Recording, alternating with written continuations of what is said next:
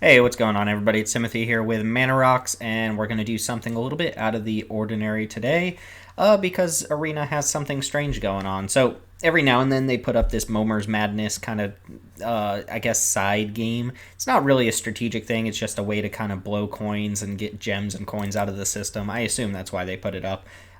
It's really a just for fun thing. There's not really anything to win here besides cosmetics like the storybook cards from Eldraine. So not really worried about winning or losing here. Just kind of showcasing the format, right?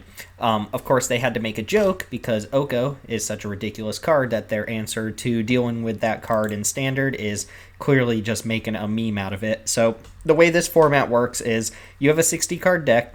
Every single card is a basic land. You can't really cast spells anyway, so it doesn't matter what you draw. So it's just all basics in your deck.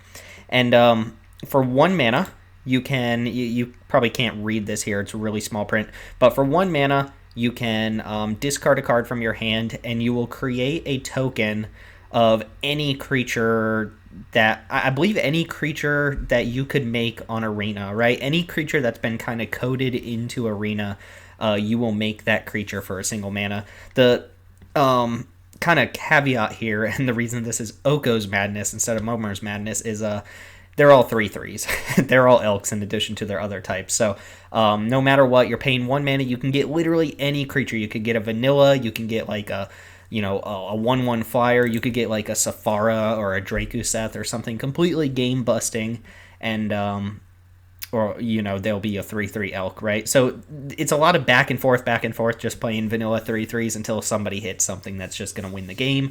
It's kind of fun. It's kind of lame. It's kind of weird. There's not a lot of strategy to it. You just hope that you get the luckier creature. I've played exactly 1 round, and I hit a biogenic ooze. My opponent hit a Tidespout Tyrant, which I didn't even know you could get on Arena. But I guess there's some curated list of creatures that's been included on Arena that you can play, and they can pop up too. Plus, like Planeswalker deck cards that we've never even seen before. So we're gonna play through, I don't know, a couple rounds. I'm not gonna say up to 5 wins here because I could literally lose like 10 matches in a row. There's a lot of randomness, but we're gonna play a little bit until I feel like stop playing. And yeah, let me know if you appreciate this sort of content. Every now and then they'll do something kind of weird like this, or the omniscience drafts or something along those lines. If that's something you guys want to see, let me know in the comments below. If it's something that's just not really worth your time, then let me know that too, and I will avoid recording it. Just play it on my own time. So that's what we're going to do today. Remember, you can subscribe below. You can leave comments, blah, blah, blah, on YouTube, or you can find us on Twitter at MTG_ManaRocks. Be on the lookout for more Byforce, which I believe I've posted the second episode by the time this goes up, the mill deck, which was kind of insane. So be on the lookout for that, and as always, leave suggestions for more Byforce videos for Eldraine. But let's go and get into some Oko's Madness here and see if we can out-random our opponent. RNG gods, be with us. See you in match 1. Alright, we're here for match 1. They don't even give you a mulligan decision. There's no reason you would ever mulligan. And unlike Momir's Madness, which is a little bit different... Oh no, explore creatures? Yeah, so this is not just standard creatures. It's literally any creature that you can get on Arena. And anything that draws you extra cards, anything that makes multiple bodies, anything that's basically not a vanilla creature is just going to be like better than anything else. And again, unlike Momir's Madness, you should probably be doing this from turn 1 onwards. Probably play like 2 lands, and that's it. Satyr Enchanter, this is a vanilla. Whenever you cast an enchantment spell, draw a card, so basically doesn't do anything. I assume the player who goes first is highly advantaged here. Clackbridge Troll, 3/3 goats! Oh, that's amazing. Everything's a 3/3. They're elk goats. Go elks. What is this? Crash of Rhinos. 8 mana. I don't know what this card normally is. I think it's like a 6/6 trampler. I will decline the Clackbridge Troll here. Wow, what a bummer card to hit in this format. You don't even need to sack because it's not as threatening. I think it's probably in the best interest to try and play one of each basic, or at least a couple. That way, if you do have activated abilities, you can kind of pick and choose what to use. So we'll discard Island Mountain here and make 2 more 3/3s. I'm probably just jamming with everything. Wind Reader Sphinx, wow, whenever a flyer attacks, whether it's mine or my opponent, draw a card. Getting big flyers, or like relevant flyers, seems really good. And again, anything that can draw you extra cards is really nice. I'm going to go ahead and jam with all of these. Yeah, if my opponent doesn't want to block, it doesn't really make a difference. But you already see how goofy this format is, right? Like, trample doesn't really matter. You know, a lot of things don't matter. Do I make one more? Yeah, let's just stay ahead. Get rid of this mountain. We already have a mountain on board. And we hit an aggressive mammoth, so all of my creatures have trample. This is normally an 8/8 for 6. It's an elephant elk. Notice the avatars are elks. Narcomoeba, 3/3 Narcomoeba. So if this attacks me, I draw a card. It also means that Wind Reader Sphinx probably isn't attacking, because I'd rather not trade this one off. Ooh, this is a 4/4 Riot. Nice. So you still get to pick with Riot. I guess, yeah, making it slightly bigger than a 3/3 seems good. And here's where I've got to kind of decide, do I want a third land down, or do I just want to make 2 things per turn? Because I can make 3 things here, but I can't get through Wrecking Beast right now without just throwing away creatures. And I could trade Wind Reader Sphinx off for Narcomoeba, but that seems bad. So let's see what we get first. Swamp. We hit Sunrise Seeker, so that's an Explorer creature with Vigilance and Trample. It just gives us another land. That seems pretty good. I do think, given that I just drew an extra card, I don't mind throwing out 2 more creatures here.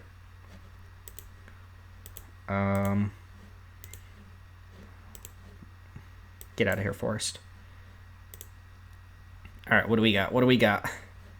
Dimir Spybug. This has Menace, so we're not doing any surveilling here for the most part, but Menace creature with our Wind Reader Sphinx seems good, and I will throw out 1 more, I think. Let's toss the mountain. So next turn we have the option to empty our hand. What did we hit there? We hit Paradise Druid. The extra mana doesn't really matter. Not sure Hexproof matters very much either. Guess we're just passing here. So hopefully Dimir Spybug can kind of get us ahead with the Wind Reader Sphinx.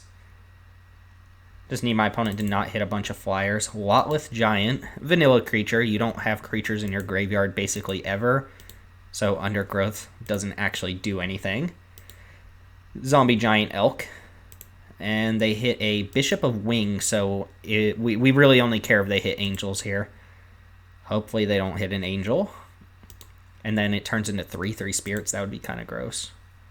And opponent's hand is empty, so they're basically down to making 1 thing per turn. Oh no, what is this? Palladium Moors, the Ruiner. So this is the one that's hexproof until it deals damage for the first time. Has Vigilance and Trample. It doesn't really matter too much. See, if this were actual Momir and they got a Palladium Moors, that would be more of a threat. But Momir a whole different thing here. So I think what I'm going to do is jam in Dimir Spybug. My opponent would have to double block. I can just take Palladium Moors out here and draw an extra card. And then I can play a Swamp here and just dump 3 more creatures, or at least 2 more. Let's get Palladium Moors out of here. It's hexproof, so that might matter. Here, let's do this first. Let's pitch Swamp. Okay, Leyline Prowler. We got a bunch of extra mana, which doesn't really matter. But the Death Touch does mean I can send this in and it trades for something, or the Wrecking Beast can't just, like, chump block it. Let's go and ditch another Swamp. Probably just want to go really wide, right? We hit Slinvoda. An unkicked Slinvoda. Nice. And let's go ahead and, I guess, pitch Plains. I'll just keep this in hand. Another creature seems more valuable. Wall of Vines. Defenders seem kind of junky here. Junky defenders. Junky. Alright, opponent's got a creature. They hit Borborygmos Enraged. What? Where did this come from? Okay, so, oh my god, wait, hold on. So this is actually kind of nuts, right? I believe it lets you discard a land to deal 3 damage to any target. Yeah, discard a land, Borborygmos Enraged deals 3 damage to any target. What in the world? So they can just actually kill a creature every turn now, which is kind of insane. Reveal the... also, if it hits us, they get to basically draw 3 cards. It reveals the top 3 cards, and you put all lands in your hand. So what happens if I attack with everything here? This eats a creature, and then they probably don't want to block with this. So 1, 2, 3, 4 blocks 1, 2, 3, 4. They take 9, and yeah, I guess that's fine. I get to drop 3 more creatures here, and at most, if they start killing creatures with Borborygmos, that means they're not adding more stuff to the board. So I'm just going to go ahead and jam with everything. Let them kill my Wind Reader Sphinx for the Narcomoeba. Let them eat... I guess they want to eat... I guess it doesn't really matter, right? Sunrise Seeker, yeah, that's best. Leyline Prowler, also good. And if they're just going to eat another creature, they should probably block Paradise Druid. And I'm willing to bet there's no way they block with Borborygmos. Enraged. So yeah, we're just going to try and jam as many creatures as we can and just get ahead of them here. So like I said, if they choose to kill a creature with Borborygmos, that means they're not putting another creature on board. So we're going to just add 3 more things to the board here. Hopefully like a Ravenous Chupacabra. Just kill Borborygmos. Oh, look, Glotlith Giant. Nice. Our Elk Giant zombie. Meteor Golem. Get wrecked, OP. Let's put another one out. Oh, opponent concedes random Elk Golem. Okay. Well, that was nonsense. Good to know Borborygmos Enraged. Very fair. Very fair card to have in a format like this. And we get the fancy Hypnotic Sprite. Cosmetic only, not a card. I beg to differ. It's definitely a card. All right, let's run it back. Play another one. All right, we are back for match 2. My opponent actually had already played a land and put this into play by the time it loaded in, so good to know. They hit Gear Per Guide, which apparently was an M19. I totally don't remember that. They can pay 3 mana to make a creature. Creatures can't... Target creature you control can't be blocked by creatures with power 2 or less this turn. Okay, so that's kind of a bust ability, given that everything is 3 power. Doesn't really matter here. Play Swamp, discard Swamp. And can I get Borborygmos? Order of Midnight. Can't block, so we've just got a flying attacker, and we're off to the races already. Opponent's probably going to dump out 2 more creatures, 2 more Elks. Hopefully nothing crazy. Oh, Chittering Witch. That's kind of gross. So this is whatchamacallit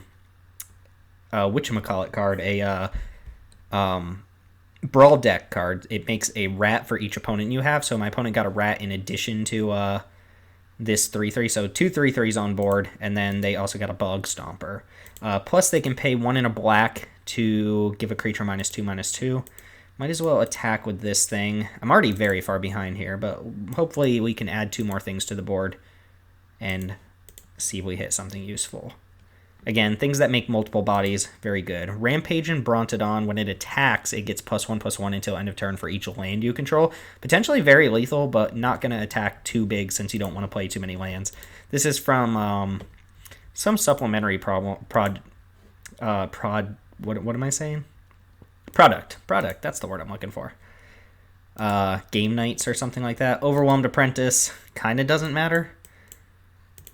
Scry me a river. See if our opponent actually wants to play out a swamp for the Chittering, which looks like they're just going to empty their hand here, and I'm going to have to trade 2 things for 2 things. Taking 6. Elite Arrestor, 1 in a blue, tap target creature. Pretty expensive ability given that you don't want to play lands out too much. Llanowar Envoy, basically vanilla. Using mana to produce mana of any color doesn't matter too much here. It could for something like Chittering Witch, right?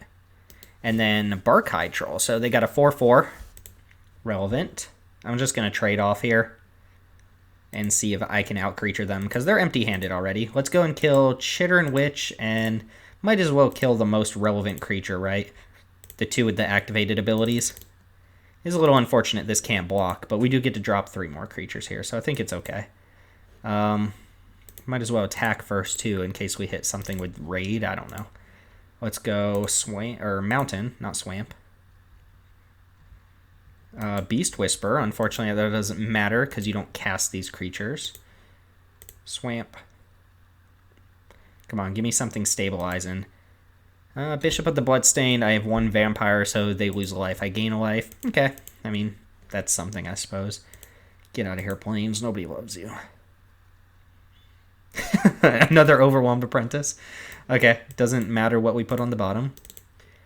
And looks like we're probably going to go for the double block on this Barkhide Troll.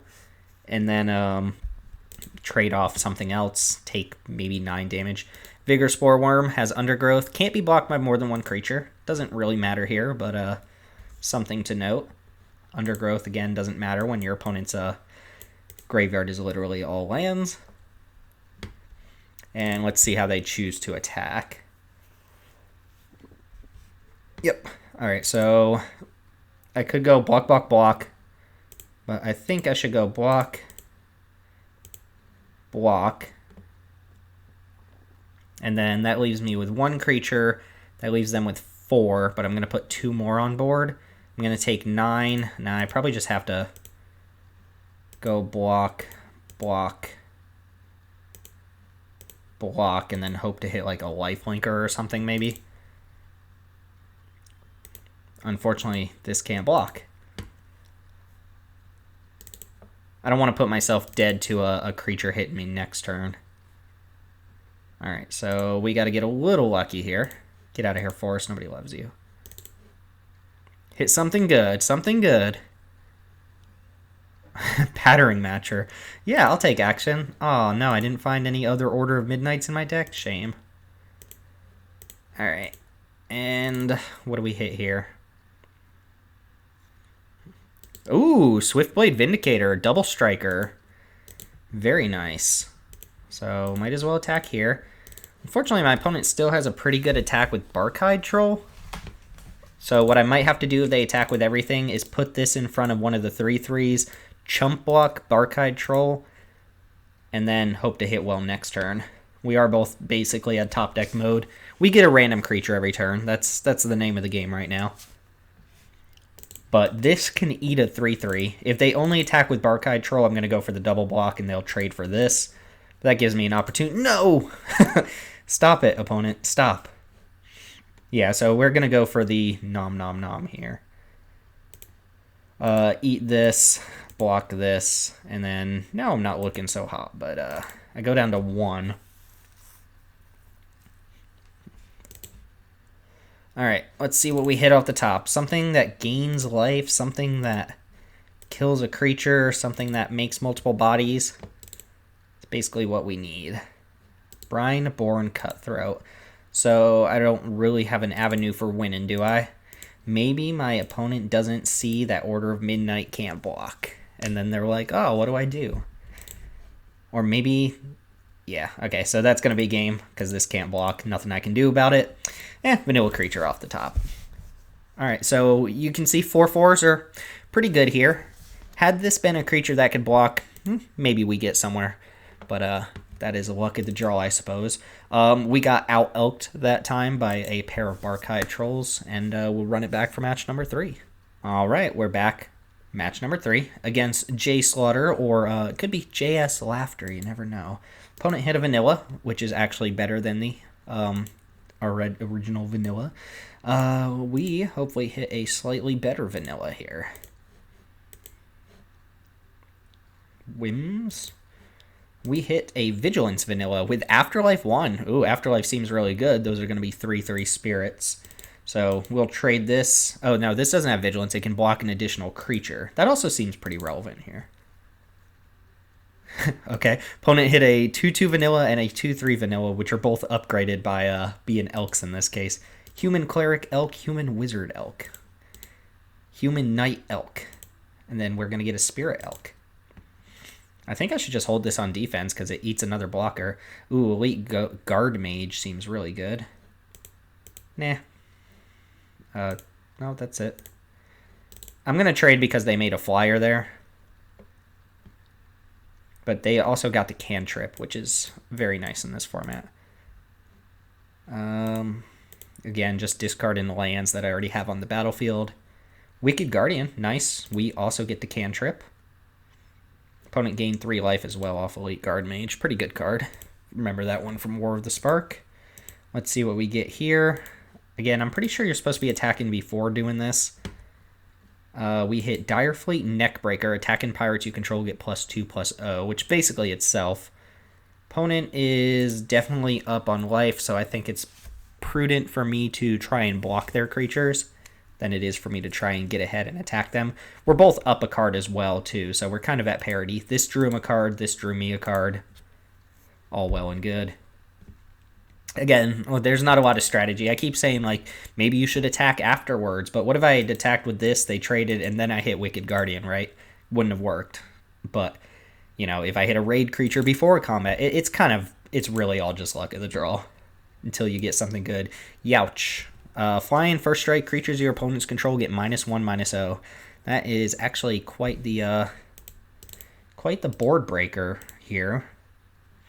Dread Malkin, also pretty relevant. My opponent does have Swamp on board. Sacrifice another creature to put 2+1/+1 counters on it. Has Menace. So my opponent gets to free roll the attack with their flyer now. What is that? Palladium Ores again? Nice. Dang, opponent hit 3 flyers, one of which shrinks my board. And they have a first striker, so I can't even like jam a bunch of attacks in. So basically I have to hit a creature with a good effect here, or else it doesn't matter. Let's go ahead and block here. Still just trades 1 for 1. Yeah, essentially if I don't hit a lucky creature to deal with this or something that can start blocking their flyers, then I basically just lose, right? It's not like I can top deck a removal spell. But we get 3 shots at it this turn, and a couple more shots at it next turn. We hit Growth Chamber Guardian, which can become bigger, but doesn't matter because my opponent's going to beat me with flyers, so we're not even going to try to use that ability. What else you got? Satyr Enchanter again, vanilla creature. And Hatchery Spider. So 2/3 reach. Okay. Not super relevant. At least I can go double block with the Spirit plus the Hatchery Spider to take out one of these flyers. Unfortunately, I can't take out the Azorius Skyguard because of first strike. But if they send in the flyers, I can take out like Palladium Ores.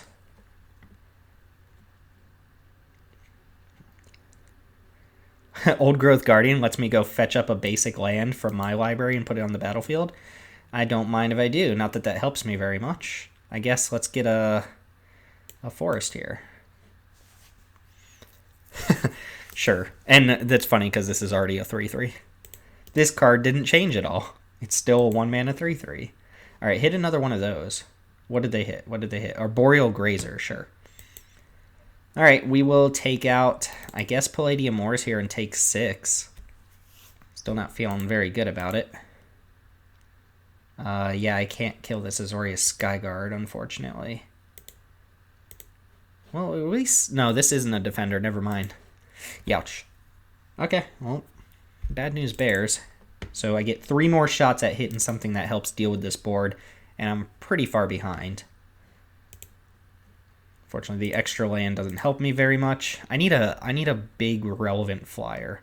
Bounty Agent taps to destroy a legendary permanent, which unfortunately none of these are gonna fit that bill. Let's pitch the island. And Tempsis. Okay, a Tempsis, draw 2 cards, discard a card for 3 mana. The last ability doesn't really matter. Again, that's another double block on this flyer here, though. I wonder if I'm supposed to keep a Tempsis around or if I'm supposed to just double block and kill Elite Scaleguard. I'm pretty sure I'm supposed to just keep that around. Ooh. Hello. When Torgar enters the battlefield, target opponent's life total becomes half of their starting life total. So we did just dome our opponent down to 10. If I attack with everything, that's 4 creatures coming in. My opponent just gets to eat 3 of them. So we can't really attack here. Torgar very relevant, though. At least at closing the life gap. Opponent's going to make a creature here. I don't think there's any reason for them to go on Dread Malkin. And they hit a vanilla creature, a 3/2. Again, upgraded. Alright, I'm going to trade ground creatures for their ground creatures. And see it. Ooh, they're not attacking with the Skyguard? That seems incorrect. Yeah, I'll just trade as many ground creatures as I can. They can't activate this, right? No. So We will go block, block with some vanillas on this one, and then block. Oh, right, Menace is weird. So you have to block individually. And then our other vanillas are going to go on this, and then we'll take 3 here. Yeah, I think keeping a Tempsis in hand, or keeping a Tempsis is relevant, especially since my opponent's not pressuring me as much as they could. I don't think I'm missing any activated abilities here.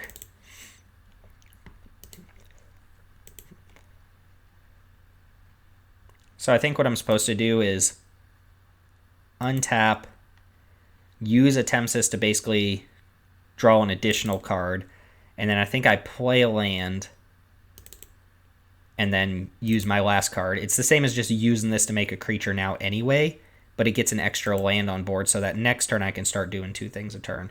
So let's ditch, we already have everything. Let's ditch this. Let's play a Plains, and then let's make a dude. And we have Wooburg. Wooburg. What did we hit? Ooh, Locks on Restorer gains us some life. Not the worst. Not the worst. So I assume they're going to go ahead and jam with their flyers now.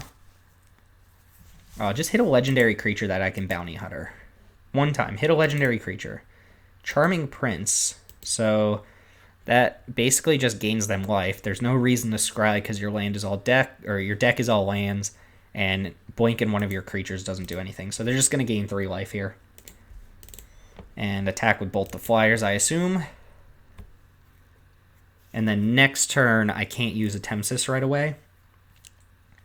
Yeah, attacking with the ground creatures doesn't accomplish much. It still just trades 2-3, like my creature for their creature. And they're still not attacking with the Skyguard. I don't get it.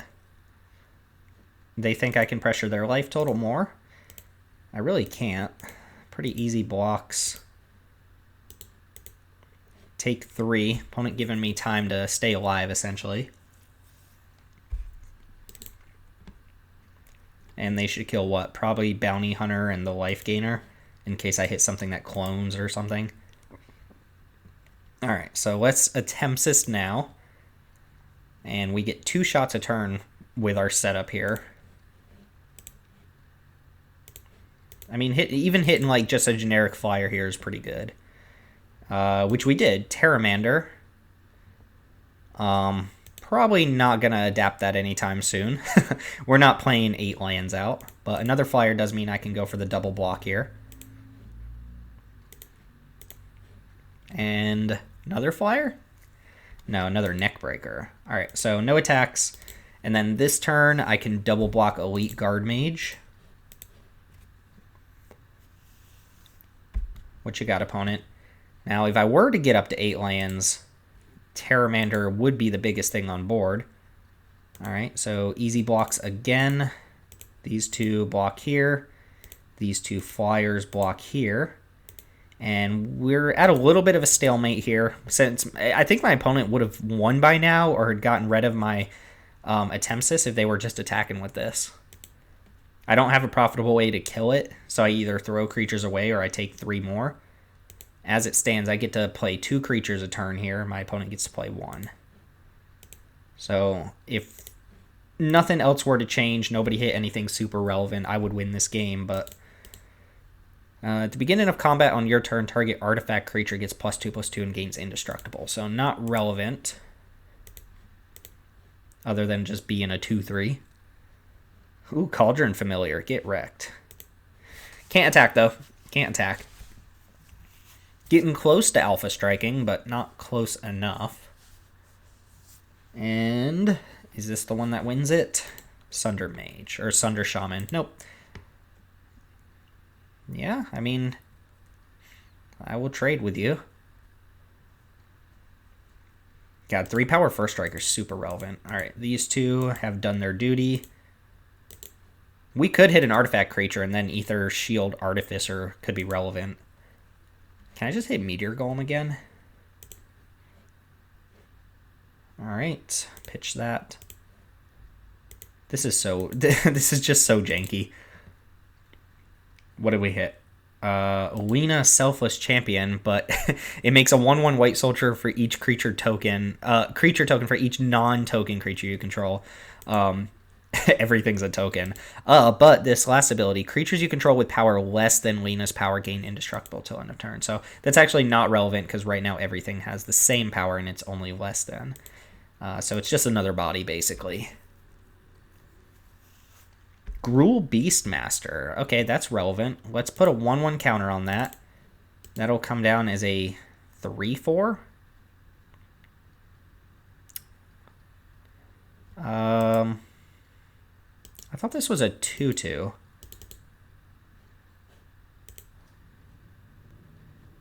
Yeah, I thought this was a 2/2 that gets a counter, right? So shouldn't it be a 2/3? Okay, maybe I don't remember what this card is exactly. That being said, I can pass the turn here. Was this a 3/3? I could have sworn this creature was a 2/2. Oh well. Let's see what our opponent gets. This is going to be our board breaker, I think. Ooh, Knight of the Last Breath. Youch.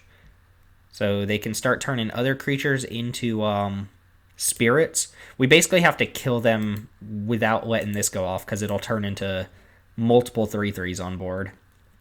So we're going to have to go for the Alpha Strike at some point. Right now we have 7 attackers to their 3, which means 4 get through for 8 damage. Okay. Maybe not, though.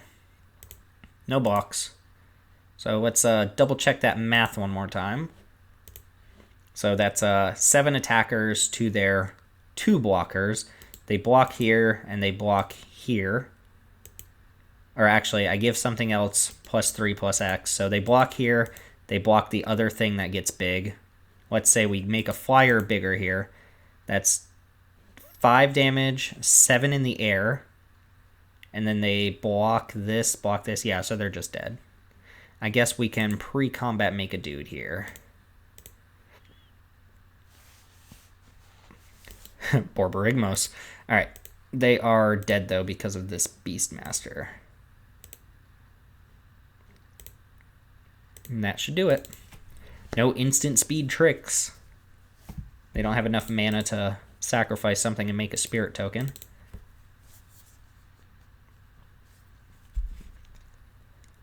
Yeah, there are no profitable blocks. The Flyers have them at 5, so any 3 creatures that get through are lethal. They can only block 2, so they're going to take at least 6 on the ground no matter what. I think my opponent probably could have won this game fairly easily if they were just attacking with this. I don't know what they were afraid of. Maybe they forgot about First Strike or something. But we could just snag that game, basically off the back of a Tempest, getting us to draw extra creatures, put extra things on board. A little bit of jank going on. Should we play up to 5 wins here? I don't know. Again, let me know if you enjoy this sort of thing. If for some reason, you're still watching, let's just play a couple more here, see if we can get up to 5 wins. If not, we start just like being on a losing streak. Also, this is ridiculous. Okay, match number whatever coming up.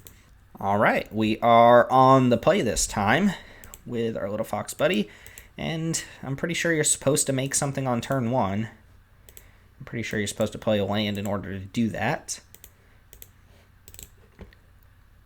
Evum. All right, Gatekeeper Gargoyle. So this is basically a 3/3 flyer. Comes in with a counter for each gate you control, but you can't control gates. So we get a flyer off the bat. That seems pretty good. Opponent gets a Mad Ratter. So hopefully they don't hit any cantrip creatures. Otherwise they make multiple 3/3s. Let's go ahead and drop a couple more creatures here. See what we get. We got a Diregraph Ghoul, so one of the worst things you can probably hit. A tapped 3/3. And another one, please. Okay, another flyer can't be that bad. That puts me firmly ahead in the race.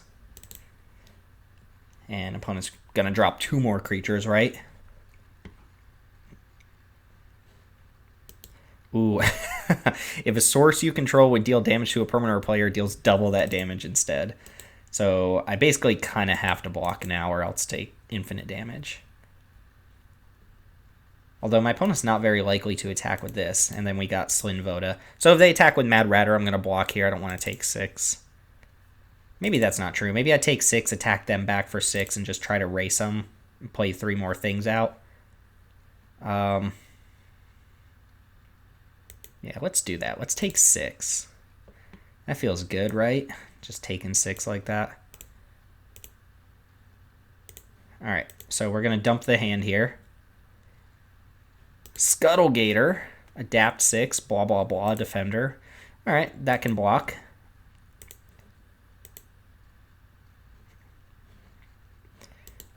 Two-headed zombie is just a 3/3 menace. Okay, and then one more. So we're empty-handed to our opponent's board. And what did we just hit there? Beam Splitter Mage, so another vanilla creature, because we can't cast instants or sorceries that target it. And we'll get in for 6. So we have to kill them in the course of 2 more turns before they kill us. The good news for us is they're not very likely to attack with Angrath's Marauders, I don't think. Given that they want that creature on board, or at least not this turn, right? However, if they make anything that has like multiple bodies here, we're in trouble. Gate Colossus can't be blocked by creatures with power 2 or less. Doesn't matter here. The rest of the abilities don't matter. Fire Elemental, vanilla creature, sure. So everything that attacks here, I will block. But I don't think they're going to attack with Angrath's Marauder, so we're probably trading 2 creatures for 2 creatures. Bells in Lock, exile your life.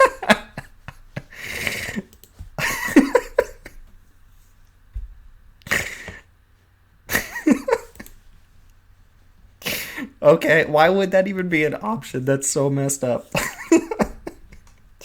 Alright, so if you don't know what Bells and Lock does, when it enters the battlefield, you exile cards off the top of your library until, I believe, you hit... I don't even know. It's like until you hit something that costs 4 or more. And basically, I mean, it's like Phage the Untouchable, right? It exiles your entire library. That is so rude to have that in this this format. Okay, well, whatever. Our opponent got really screwed there. We have potentially one more win. So let's say either I win the next one or we'll play one more after that if I lose. So maximum 2 more games, and if I win the next one, we'll call it quits there. But yeah, that was awesome. All right, next round coming up. Back, y'all. We're against Catfish Gumbo. Death Gorge Scavenger. Sure, so when it enters battlefield or attacks, you can exile a card from a graveyard. If you exile a creature, you gain 2 life, so that's not relevant. But if you exile a non-creature, which is going to be anything you can exile here, it gets +1/+1. So this actually attacks as a 4/4. Basically every turn. Pitch. Alright, can we get something that blocks a 3/3? Edgewall Innkeeper. Vanilla creature. Can't cast creature spells with adventures, so this is going to attack, and the Dinosaur Elk is going to get in there. What you got this time? They hit Rakdos Trumpeter, Menace creature. The activated ability, probably not super relevant. And a Flyer. Vigilant Flyer. Wow, this is a pretty good start. Menace, 4/4, Vigilant Flyer. We got our work cut out for us on this one. We hit a vanilla creature, so our opponent has 3 creatures so far, and we have significantly worse creatures. Of course, the person who's on the draw ends up with kind of the advantage because they essentially have 1 more creature. We'll see how much that matters, though. We need to hit something pretty reasonable. Doesn't have to be busted. Well, Angler Turtle is something. Kind of a cool card. Another one from that Game Knights product. It makes all of your opponent's creatures attack if able, which they're going to do anyway. But it's also hexproof. I think this is normally a 5/7 for 7. Just, again, another cool card that a lot of people probably wouldn't know exists. And then we hit a Zoni. Unfortunately, that is a vanilla creature. So nothing that can block here. My opponent has to attack with everything. I think I'm supposed to just trade off the Angler Turtle. Since my opponent's already in an advantageous position, they're going to attack with everything anyway. I don't think it's worth getting cute here. Actually, that's a lie, because my opponent's attacks are good. So what we're going to do is go block here. Why didn't it let me block like that? And then I can't block that, so we're going to take 6 and trade a creature for this Death Gorge Scavenger. And we're at 10 already. We're dying to a Flyer. My opponent gets to put 3 more creatures on board if they want. The good news is if I hit something very relevant, like maybe I don't know, like a Safara, something like that, then my opponent has to attack into it. All right, they hit the Ether Shield Artificer. Doesn't matter unless they hit an artifact creature. And they hit Rapacious Dragon, sure. So another flyer, basically, which we're going to die to. Creates treasure tokens. That probably doesn't matter very much. It could for Rakdos Trumpeter. And then, yeah, my opponent just hit 3 flyers here. We're probably dead. Well, we shall see. Yoke Docks, whatever. Let's get some jank. What is this? Soren's Guide. When it enters the battlefield, you may search your library for a card named Soren. Okay, get out of here. It doesn't even fly. I will decline. And this either needs to be something very good, or we take, what, 9 in the air? Oh, we're actually just dead, right? Swab Goblin, Vanilla 2/2. So we'll just give our opponent the GG. The RNG gods decided we lose that game by giving our opponents flyers and us not flyers. Again, not a lot of strategy here. Nothing I could have done differently, right? Opponent got flyers, I didn't. One more. We either win it or lose it. We'll call it a wrap there. We've seen enough of the format, right? We've seen enough of this. This is one of those things you can only play so much of it before you lose your mind. But one more match. See you there. All right, welcome back. Last match. Oko's Whims. Let's do it. We're on the play. Give me a spicy 3/3. At least give me, like, the flyer. You gave my opponent a flyer last game. Give me a flying creature. Cacophodon. Wonderful. When it's dealt damage, untap target permanent. Not a relevant ability, really. There aren't activated abilities to use or tap abilities or anything like that. So, essentially a vanilla. French vanilla, if you will. Opponent will also make a 3/3, I suppose. They have an on-crop Invader, so first strike on their turn, kind of annoying. And then you can pay a mana to sacrifice another creature and give it +2/+0 until end of turn. Let's see what we've got here. Bells and Lock. Can we just hit the Bells and Lock and call it a day? Okay, this one was pretty good. This is only Vigilant on their turn, or first strike on their turn. I'm going to attack with Cacophodon, because actually, that does matter. If they choose to block, I get to untap this land, and I can power out another creature ahead of my opponent here. So they're probably not blocking, and then I'll make another creature so that I can double block this thing. I was going to make another creature anyway, so... Ooh, Borborygmos. Well, that's probably the game breaker, right? Just literally activated ability, discard a land, deal 3 damage to any target. My opponent is reading Borborygmos. This is probably insane to hit early on. Yep. That'll do it, because I can just kill my opponents, all 3 of their creatures, hold up a land. Yeah, Borborygmos and Rage, not fair. Why would you put cards like Bells and Lock and stuff?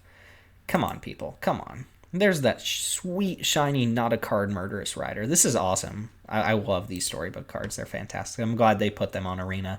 Okay, that's enough Oko's Madness for me. I'm probably never playing this format ever again. I'm going to see if I can get this Elk Momer as my thumbnail one way or another, because this is just ridiculous. And yeah, thanks for hanging out and playing a goofy format with me. I don't know if I like this or not, but it's good for, like, you know, a little bit of entertainment. Like, I don't know, I put it on the level of, like, watching a pilot episode of a bad show on Hulu or something. That's basically what we just did. But anyway, that's Oko's Madness. Play it on Arena if you want. By the time this video goes up, it's probably not going to be on Arena anymore. And yeah, hope you enjoyed. You can let me know below in the comments whether you enjoyed this or not, whether you like to see these sorts of things, like actual Momir Madness whenever they put it up and things of that nature, omniscience drafts, so on and so forth. If you enjoyed those sorts of things, let me know in the comments below, and I'll try my best to do more of that. Or find us on Twitter, MTG_Manarux. Welcome in any new subscribers. And all my old subscribers, thank you for hanging out. I enjoyed this. I hope you enjoyed it too. Thanks for watching. My name's Timothy with Manarux. I'll see you next time.